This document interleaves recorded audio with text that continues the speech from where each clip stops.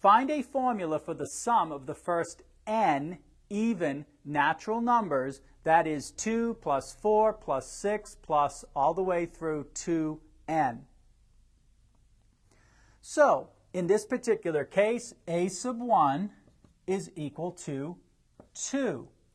A sub n is equal, of course, to 2n. And the formula for the sum would be S sub n is equal to n over 2 times a sub 1 plus a sub n.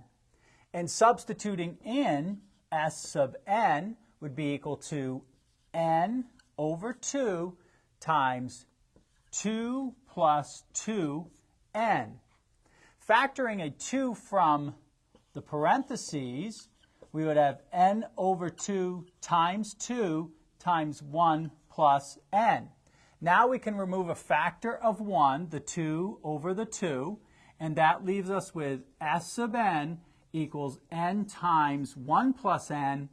And just rewriting that in a more standard form, it would be S sub n equals n times n plus 1.